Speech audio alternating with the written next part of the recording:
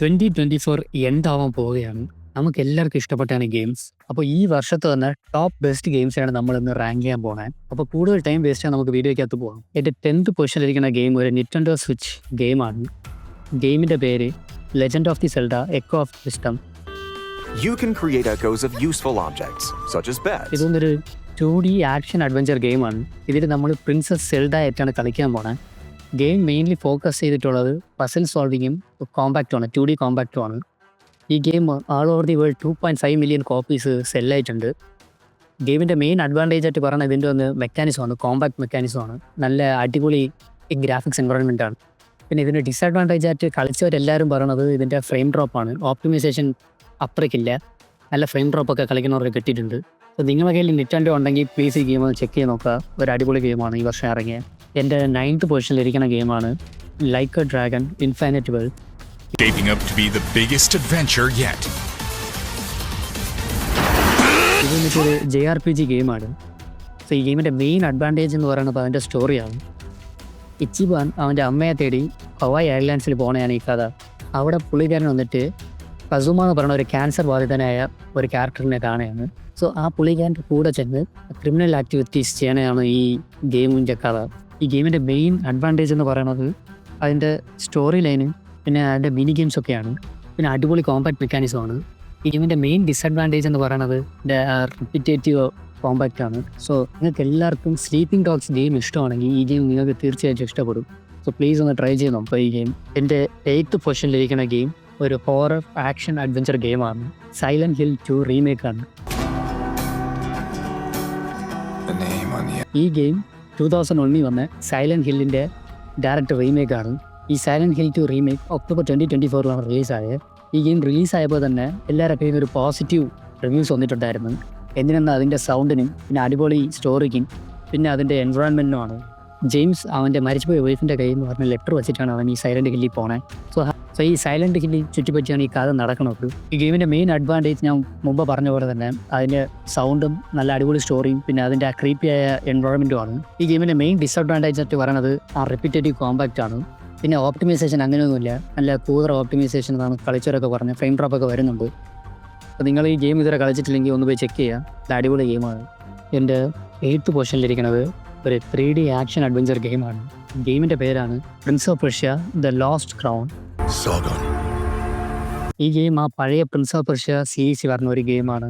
പേര് മാത്രമേ ഉള്ളൂ പ്രിൻസ് ഓഫ് പേർഷ്യ. പക്ഷെ നമ്മളിതിൽ പ്രിൻസായിട്ട് കളിക്കാൻ പോകില്ല. ഇതിൽ വന്നിട്ട് ഒരു വാരിയർ ആയിട്ടാണ് കളിക്കാൻ പോണത്. പ്രിൻസിനെ വന്നിട്ട് ഒരു ടൈം മാനിപ്പുലേഷൻ ആയ ഒരു സ്ഥലത്ത് കടത്തിയിട്ട് പോകും. സോ അവിടെ ഈ വാരിയർ എങ്ങനെ പോയി പ്രിൻസിനെ രക്ഷപ്പെടുത്തണമെന്നാണ് കഥ. ഈ ഗെയിമിൻ്റെ മെയിൻ അഡ്വാൻറ്റേജ് അതിൻ്റെ പാർക്കോറും പിന്നെ അതിൻ്റെ ആക്ഷൻ സ്റ്റൈലും പിന്നെ അതിൻ്റെ എൻവറോൺമെൻറ്റുമാണ്. സോ ഈ ഗെയിം നിങ്ങൾ ഇതുവരെ കളിച്ചിട്ടില്ലെങ്കിൽ മസ്റ്റായിട്ട് കളിക്കണം.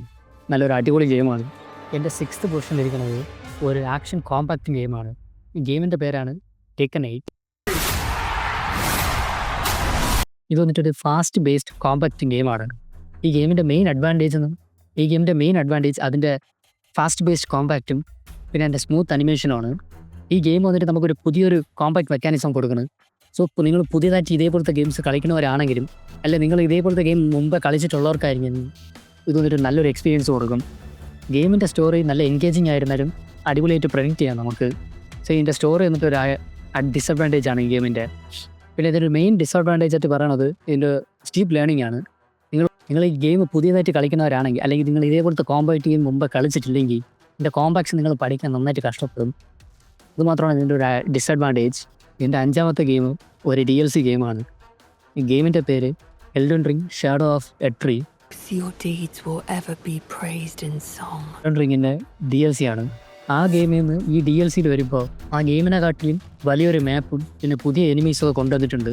പിന്നെ സ്റ്റോറി പിന്നെയും കുറേ കൂടെ ഡീപ്പറാണ്. ആ പഴയ ഗെയിമിൻ്റെ സ്റ്റോറി തന്നെ എന്ന് നമുക്ക് അറിഞ്ഞുകൂടാ. അപ്പോൾ ഈ ഗെയിമിൻ്റെ സ്റ്റോറി വെച്ച് എന്തെന്ന് എനിക്ക് ഇതുവരെ ഒരു പിടി കിട്ടിയിട്ടില്ല. ആ ഗെയിമെ ഞാൻ ചീറ്റ് എഞ്ചിൻ വെച്ചാണ് കളിച്ച് തീർത്തത്. ഈ ഗെയിം എങ്ങനെയെന്ന് അറിഞ്ഞുകൂടാ. മാക്സിമം ചീറ്റ് എഞ്ചിൻ വെച്ചായിരിക്കും കളിക്കണേ. പിന്നെ പുതിയ ബോസും പിന്നെ പുതിയ കൊണ്ടുവന്നിട്ടുള്ള ഗെയിമോടും നമുക്ക് നല്ലൊരു ചാലഞ്ച് തന്നെ തരണം. പിന്നെ ഗെയിമിൻ്റെ മെയിൻ അഡ്വാൻറ്റേജും ഡിസഡ്വാൻറ്റേജും രണ്ടും ഈ ഗെയിമിൻ്റെ ടൈമും പിന്നെ അതിൻ്റെ ഡിഫിക്കൽറ്റിയാണ്. ചത്ത് നമ്മൾ തൊലയും. അതുതന്നെ ഈ ഗെയിമിൻ്റെ ഒരു മടുപ്പ് വരാൻ വയ്ക്കും. പക്ഷെ നിറയെ പേർക്ക് ഈ ഗെയിം ഇഷ്ടമാണ്. പിന്നെ നിങ്ങൾ ഈ ഗെയിം ഇതുവരെ കളിച്ചിട്ടില്ലെങ്കിൽ പ്ലീസ് ഒന്ന് ചെക്ക് ചെയ്ത് നോക്കുക. എൻ്റെ 4th പൊസിഷനിലിരിക്കുന്ന ഗെയിമിൻ്റെ പേരാണ് final fantasy 7 Rebirth. Good, Aerith. Pray. What happened to this place? The world's ending. ഈ ഗെയിമിൻ്റെ കഥ എന്തെന്ന് ക്ലൗഡും അവൻ്റെ ഫ്രണ്ട്സും കൂടെ ചേർന്ന് ഈവിൽ കോർപ്പായ സിർനേനെ എങ്ങനെ സ്റ്റോപ്പ് ചെയ്യണമെന്നാണ് ഈ ഗെയിമിൻ്റെ പ്ലോട്ട്. ഈ ഗെയിമിൻ്റെ മെയിൻ അഡ്വാൻറ്റേജ് എന്ന് പറയുന്നത് ആ ഗെയിമിൻ്റെ സ്റ്റണ്ണിങ് വിഷ്വൽസും ആൻഡ് എൻഗേജിങ് ആ സ്റ്റോറിയാണ്. പഴയ ഗെയിമിനെക്കാട്ടിലും ഈ ഗെയിമിൽ അവർ സ്റ്റോറീൻ്റെ ഡെപ്തും ക്യാരക്ടർ ഡെവലപ്മെൻറ്റും അടിപൊളിയായിട്ട് അവർ കൊണ്ടുവരാൻ ശ്രദ്ധിച്ചിട്ടുണ്ട്. പിന്നെ പഴയ ഗെയിമിനെക്കാട്ടിലും ഈ ഗെയിമിൻ്റെ കോമ്പാക്റ്റ് കുറച്ചും കൂടെ വെൽ പോളിഷ്ഡ് ആയിട്ട് അവർ വെച്ചിട്ടുണ്ട്. ഈ ഗെയിമിൻ്റെ മെയിൻ ഡിസഡ്വാൻറ്റേജ് എന്ന് പറയുന്നത് അതിൻ്റെ പേസ് ഇഷ്യൂ ആണ്. വലിയ മാപ്പായതുകൊണ്ട് നിങ്ങൾ ഈ സൈഡ് ക്വസ്റ്റ് ഒക്കെ ചെയ്യുമ്പോൾ ഇത്തിരി ആ ഗെയിം വലിക്കണം നിങ്ങൾക്ക് ശ്രദ്ധിക്കാം. പിന്നെ അതിൻ്റെ കോംപ്ലക്സ് ആയ സ്റ്റോറി അടുത്ത് വേണമെങ്കിൽ അതിൻ്റെ കോമ്പാക്റ്റിൻ്റെ ഇഷ്യൂ വേണമെങ്കിൽ പറയാം. ഇഷ്യൂ എന്ന് വെച്ചാൽ നിങ്ങൾ പുതിയതായിട്ടാണ് ഈ ഫൈനൽ ഫാൻറ്റസി ഗെയിം കളിക്കാൻ തുടങ്ങുന്നവരാണെങ്കിൽ നിങ്ങൾക്ക് ഈ കോമ്പാക്റ്റ് ഒക്കെ പഠിക്കാൻ ഭയങ്കര കഷ്ടമായിരിക്കും. എൻ്റെ നമ്പർ 3 ഈ വർഷത്തെ ഗെയിം ഓഫ് ദി ഇയർ വായിച്ച ഗെയിമാണ്. ഞാൻ പറയാതെ തന്നെ അറിയാം അതിൻ്റെ പേര് നിങ്ങൾക്ക്, ആസ്ട്രോബോട്ട്. ഇത് വന്നിട്ട് ഒരു ഫൺ റിലാക്സിങ് സ്പേസ് എക്സ്പ്ലോറേഷൻ ഗെയിമാണ്.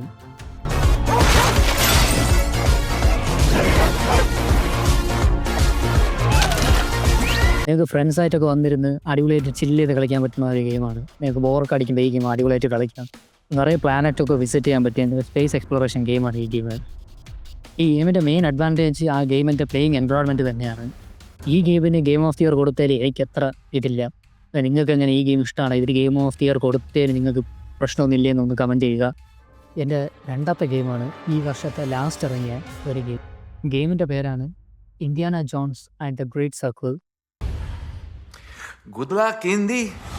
ഈ ഗെയിം അടുത്ത വർഷത്തെ ഗെയിം ഓഫ് ദി ഇയർ ജയിക്കാനും ചാൻസ് ഉണ്ട്. ഞാൻ പറയാതെ തന്നെ നിങ്ങൾക്കറിയാം ഇന്ത്യാന ജോൺസ് എങ്ങനെയാണെന്ന്. ഇന്ത്യാന ജോൺസ് വന്നിട്ട് ഒരു action adventure puzzle solving thrilling ഗെയിമാണ്. ഈ ഗെയിം വന്നിട്ട് ഇന്ത്യാന ജോൺസ് മൂവി യൂണിവേഴ്സിൽ പറഞ്ഞ ഒരു ഗെയിമാണ്. ഒരു മിസ്റ്റീരിയസ് ആർട്ടിഫാക്റ്റിനെ കണ്ടുപിടിക്കണതാണ് ഈ ഗെയിമിൻ്റെ സ്റ്റോറി. ഇതിൻ്റെ മെയിൻ അഡ്വാൻറ്റേജ് എന്ന് പറയുന്നത് ഇന്ത്യാന ജോൺസ് തന്നെയാണ്. ആ ഇന്ത്യാന ജോൺസിൻ്റെ പേര് വെച്ചാണ് ഇവർ ഈ ഗെയിമിന് മാർക്കറ്റിംഗ് വരെ ചെയ്തിട്ടുള്ളത്. പിന്നെ അതിൻ്റെ എൻഗേജിങ് ആയ സ്റ്റോറിയും പിന്നെ നമുക്ക് ആ നൊസ്റ്റാൾജിയൊക്കെ ഈ ഗെയിം കളിക്കുമ്പോൾ നമുക്ക് തോന്നും. അതിൻ്റെ മെയിൻ ഡിസഡ്വാൻറ്റേജ് ആയിട്ട് പറയുന്നത് ആ ചിലവർക്ക് ഫസ്റ്റ് പേഴ്സൺ ഇഷ്ടപ്പെടത്തില്ല, ചിലവർക്ക് ഫസ്റ്റ് പേഴ്സൺ ഇഷ്ടപ്പെടും. സോ അത് ഒരു മെയിൻ ഡിസഡ്വാൻറ്റേജ് ആണ്. പിന്നെ പേസിങ് ഇഷ്യൂ ഉണ്ട്. നിങ്ങൾ കളിക്കുക നിങ്ങൾക്ക് ചിലപ്പം ഗെയിം ഇത്തിരി വരികയെന്ന പോലെ നിങ്ങൾക്ക് തോന്നും. ഈ ഗെയിം നിങ്ങൾ മസ്റ്റ് ചെക്ക് ചെയ്ത് നോക്കാനുള്ളതാണ്. ഈ ഇന്ത്യാന ജോൺസ് ഫാൻ ആണെങ്കിൽ നിങ്ങൾക്ക് നൊസ്റ്റാൾജി അടിക്കും. അടിപൊളി ഗെയിമാണ്. എൻ്റെ നമ്പർ 1 ഗെയിം എന്താണെന്ന് നിങ്ങൾ മാക്സിമം ഇപ്പം ഗസ് ചെയ്തിരിക്കാൻ. ഗെയിമിൻ്റെ പേരാണ് ബ്ലാക്ക് മെത്ത് വൂക്കോങ്. ബ്ലാക്ക് മെത്ത് വൂക്കോങ് വന്ന് ഒരു RPG action adventure stunning visual ഉള്ള ഒരു ഗെയിമാണ്. ഈ ഗെയിമിൻ്റെ പ്ലോട്ട് എന്ന് പറയുന്നത് സൺ വൂക്കോങ്ങിനെ ഒരിടത്ത് അടച്ചു വെച്ചിട്ടുണ്ട്. ആ സൺ വൂക്കോങ്ങിനെ എങ്ങനെ രക്ഷപ്പെടുത്തണം എന്നാണ് ഈ ഗെയിമിൻ്റെ കഥ. ഈ ഗെയിമിൻ്റെ മെയിൻ അഡ്വാൻറ്റേജ് എന്ന് വെച്ചാൽ അതിൻ്റെ സ്റ്റണ്ടിങ് വിഷ്വൽസും പിന്നെ അതിൻ്റെ എൻഗേജിങ് ആയ കോമ്പാക്റ്റുമാണ്. പിന്നെ ഈ ഗെയിമിൻ്റെ ഡിസഡ്വാൻറ്റേജ് വേണമെങ്കിൽ പറയുമെങ്കിൽ അതിൻ്റെ ഡിഫിക്കൽട്ടാണ്, നല്ല ഡിഫിക്കൽട്ടാണ് ഈ ഗെയിം കളിച്ചിരിക്കാൻ. പിന്നെ ആ സ്റ്റോറീൻ്റെ പേസും RPG ഗെയിം ആയതുകൊണ്ട് ഗെയിമിൻ്റെ പേസ് ഇത്തിരി കഷ്ടമായിരിക്കും, വലിക്കണ പോലെ നമുക്ക് തോന്നും. എൻ്റെ മാത്രമല്ല മാക്സിമം ഈ കളിച്ച എല്ലാവരുടെയും ബെസ്റ്റ് ഗെയിമാണ് ബ്ലാക്ക് മെത്ത് വൂക്കോങ്. പക്ഷേ ഈ ഗെയിം ഈ വർഷത്തെ പോളിറ്റിക്സ് ഓഫ് ദി ഇയർ ജയിച്ചിട്ടില്ല. എൻ്റെ കാരണം ഞാൻ അതിൽ തന്നെ പറഞ്ഞിട്ടുണ്ട്. മാക്സിമം നിറയെ പേർക്ക് ഈ ഗെയിം ഇഷ്ടമാണ്. നിങ്ങൾ ആരും കളിച്ചിട്ടില്ലെങ്കിൽ ഗെയിം ഒന്ന് കളിച്ച് നോക്കുക, അടിപൊളി ഗെയിമാണ്. ഇതൊക്കെയാണ് ഈ വർഷത്തെ എൻ്റെ ടോപ്പ് ഗെയിംസ്. നിങ്ങൾക്ക് ഇഷ്ടപ്പെട്ട ഈ വർഷത്തെ ഗെയിം ഏതാണ് നിങ്ങൾ കമൻറ്റ് സെക്ഷനിൽ കമൻറ്റ് ചെയ്യുക. പിന്നെ ചാനലൊന്ന് ലൈക്കും സബ്സ്ക്രൈബും ചെയ്യുക. കൂടുതൽ വീഡിയോയിൽ കാണുന്നവരെ ഗുഡ് ബൈ.